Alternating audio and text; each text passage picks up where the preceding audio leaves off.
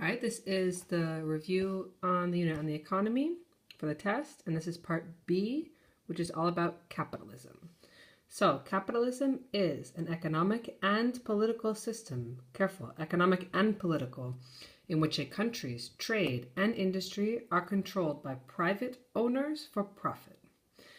What does that mean? It means that the state does not control it does not control industry in any way. It does not control the economy. Everything is owned privately.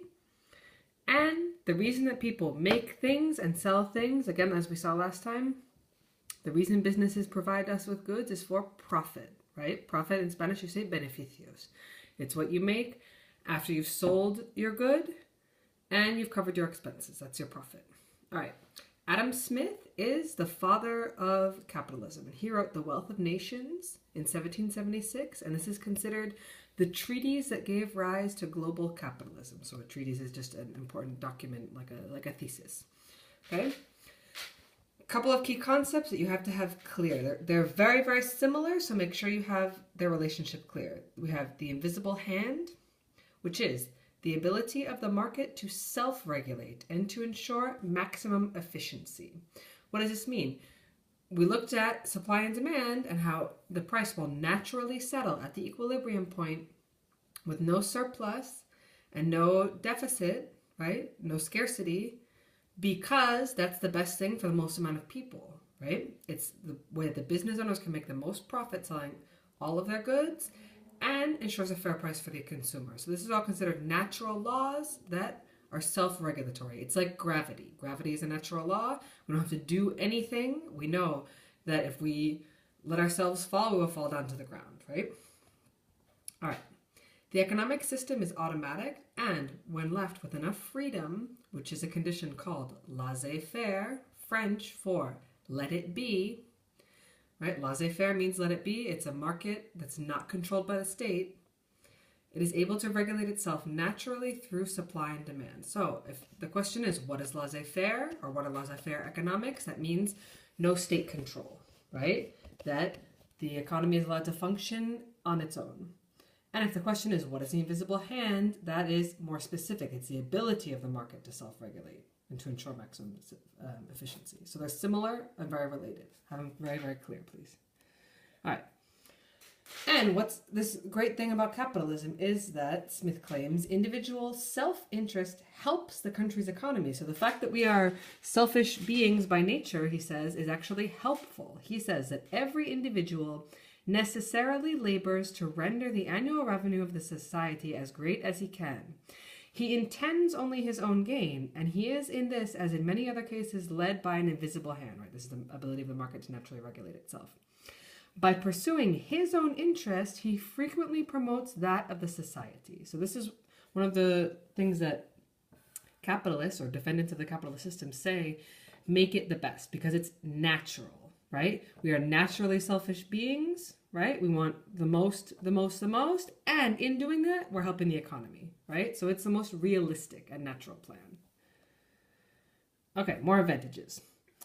It's said to promote economic growth and the overall standard of living, right? Most of the rich countries in the world are capitalist, or more capitalist countries, right? It promotes innovation because of the possibility of making a profit, right? If you live in a communist system, or a socialist system, which we'll talk about in the future, right? You can't make a profit. So even if you have a great idea, why are you going to try to design it and bring it to market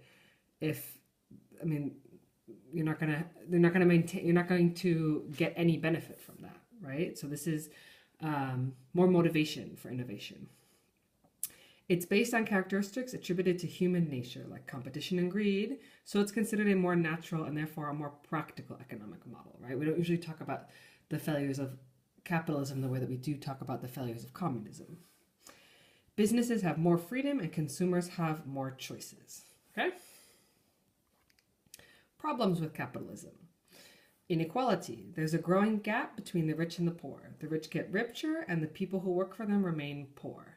So this is Marx's big criticism, which we'll look at in the next section on communism, is that capitalism makes the factory owners rich if you're working at an automobile plant like Ford and your workers are doing excellent work and you're making excellent cars and they're selling like crazy and making lots and lots and lots of profit, are the workers taking home any of that profit? No, right? It's all going to the people who own what Marx refers to as the means of production, the factory owners, right?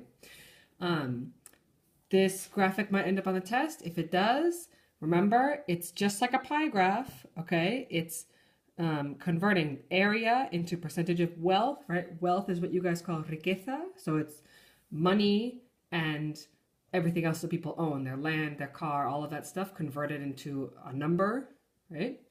And then in this graphic, they've converted it into area, okay? So you have the top 1% of the population would own this much of the wealth of the United States, okay? The next 9% would own this. So you've got the top 10% owning this much of all of the wealth of the United States, all of the riqueza, right? And the remaining 90% would own only this between all of them.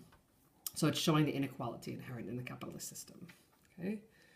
All right, that was the US, and this is the worldwide champagne glass distribution of wealth, okay? So here's the population, right? It's broken into fifths. So it's 20%. This is the richest 20%. This is the poorest 20%. And the horizontal represents the world's wealth, or the world's income in this case. So if you look at the graphic, if you look at the key down here, 82.7% of all of the wealth of the world belongs to the top 20% of richest people, okay? Next, in the next 20%, we drop down to 11, right?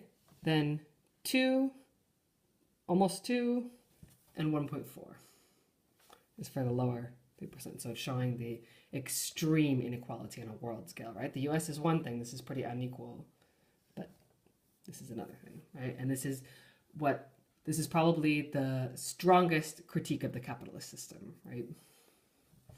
You've also got waste. In a society where resources are not evenly distributed, there's always going to be wealthy who have an excess of resources.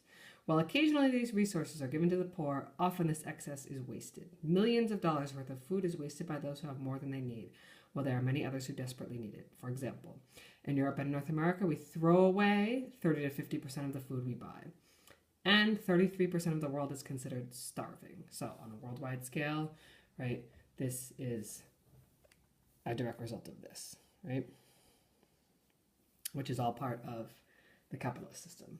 Okay, a sort of less direct critique is that capitalism is inherently undemocratic because governments will listen to big businesses and banks, not normal people, because they fund their election campaign. So this is an excerpt from an article that we saw in class very quickly about political parties who they're not allowed to take money or too much money directly from banks as donations. So what the banks do is they lend them money and then they never ask for the money back, right? So it's just going over how many millions and millions and millions of euro Pepe and PSOE both owe to the banks, and that if the banks actually did ask for all their money back, both of the major political parties would go into bankruptcy immediately. So it's saying that it's giving, for example, the banking industry an unfair advantage in that system.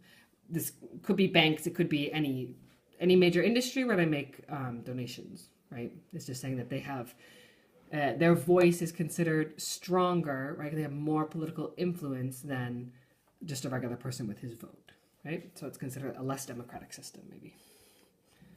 Right. Questions? We've already gone over class, and next is communism.